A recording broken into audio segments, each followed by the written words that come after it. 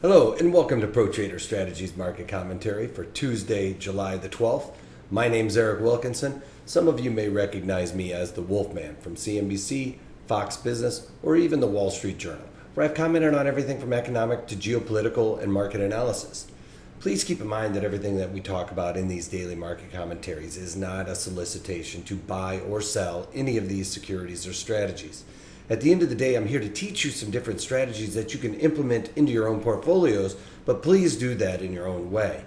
The reason why I can't give you a recommendation on a particular stock or strategy is because I don't know your risk parameters and I don't know what's in your portfolios. Therefore, what I'm doing could be counterintuitive to what you are already doing. Having that out of the way, let's get this on. Not a whole lot of economic data today, but we do have a few Fed governors speaking, Bullard being one of them. He's always the one that gets the most headlines, I think. And we had wholesale inventories come in at 0.1%, expected 0.2%, but that number is what it is. Anyway, on to the markets. So the overall markets are up quite nicely today, up into the stratosphere as far as I'm concerned. But as you can see here, light sweet crude /CL up $2, almost $2, just coming off their highs of the day. Right now trading at 46.65. So crude oil having a big day along with the equities. Gold, not so much. Gold down big on the day, as you can see here. Just a couple of massive moves upward in the equities has gotten the gold bulls on their heels. As you can see, this is off over 23 points right now. On to the bonds, same situation after yesterday's bit of downward movement. Remember, I've been talking about this. Even though the equities were rallying, the bonds were holding tight. One had to give, and it looks like the bonds are giving up and down almost 2 points on the day. For every one lot in that future, that would be $1,000, so or $2,000 for 2 points. So big money to be made and lost in the bonds today as the yields go higher and the bonds come off. On to the Nasdaq, as you can see, testing the value area high that I talked about. I think it was yesterday even. This is going to be a major resistance area, as it acted like a resistance area before. So it'll be very interesting to see if the Nasdaq can push well and above this area to really get the shorts on their heels. You could see some capitulation happening and to the upside and really have that push higher. But that's yet to be seen. Up 25 points /NQ is the ticker symbol. On to the E-mini S&Ps, which is /ES. And no, I haven't changed my Fibonacci levels.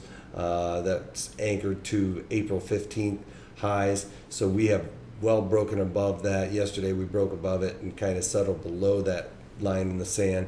Today blasting out above it. As you can see, not a whole lot of times being spent up here. Volume is pretty low for being midday for the most part. So it could be that the bulls are losing a little bit of strength here, and could be a time to start covering some longs and adding some short deltas to the portfolio. Now, I have long deltas in my portfolio, which is very bizarre for me. Generally speaking, I am short deltas, but I covered a lot of my shorts a little bit ago with my S&Ps and things of that nature, so it left me long deltas in my portfolio.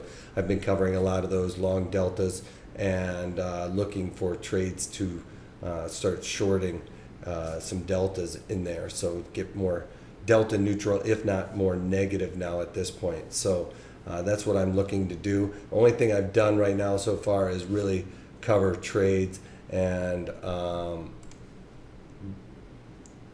we'll go into that in a minute. On to the mini S&P, on the breakdown of the 15-minute chart, as you can see, just now coming off of the highs of the session, and this is /ES, like I said, and up 16.5 points, but just off the highs of the day. You know, on a day trade, if it settles back below this value area high, if it settles inside this little grayed out area, then it's going to definitely want to go down and test this 41 or 2141 area. So that would be like a day trade, a quick hit. for the day traders out there. Anyway, on to the trades that I've covered. GoPro, I finally covered this thorn in my side that I've had on since I think it was like February, maybe even December, January kind of area that I brought into this year. And I had it on as I think it originally started out as a strangle, and I had on like the 15 put, 18 call strangle. And I rolled, or actually I think it was a 15.28, and then I rolled the 28s down to an 18, collected some more credit there, continued to go against me, basically fighting the battle with GoPro for the last several months, it's probably 7 months now, but I've been able to collect a total of $3 in credits on rolling out these 15 puts consecutively and selling some things against it also, but been able to collect well over $3 for this strategy, which lowers my break even by $3. So if I'm short the 15 puts, which are in the money, and I've collected $3, that puts my break even right around $12. Well, I decided yesterday when I was just in the black on that one that I was going to cover this one, and I covered the July weeklies that expire on the 29th. The 15 puts, I originally sold them. I can't remember exactly what I originally sold them for, to be quite honest, right offhand right now, because I've collected $3 in credits total. But and I covered them for $3.23. So that ended up being a nice thorn in my side that finally ended up working itself out. But that's why we stay with the process, continue to roll out even those losers. I've talked about it I don't know how many times. The winners come quick and the losers drag on, and we just have to stay mechanical and let these things kind of work out. Twitter's another situation where I've had to really do a lot of work with that one, and that one is now cash positive nicely. They got downgraded today, but the market overall popped just a little bit higher, so I'm going to be pretty close to pulling the trigger on that one, or pulling the ripcord to get out, as I like to usually say. But I'm going to be looking at that one throughout the day as well.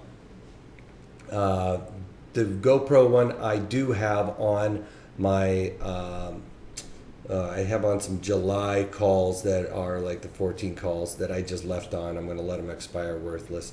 That will be bringing me down take a little bit of my profit away on these if it expires worthless. But at this point, I was like, you know what, it's a shot in the dark. Something happens, that one could blow through the roof. So I just left that one on. On to Potash. In Potash, which is ticker symbol POT, I had on the July 17th straddle that I had on for probably a week and a half now. And it's done just what we wanted, stayed right there. I saw it get comfortable right here at this value area. So that was earlier this morning. I think it looks like it's come up a little bit, but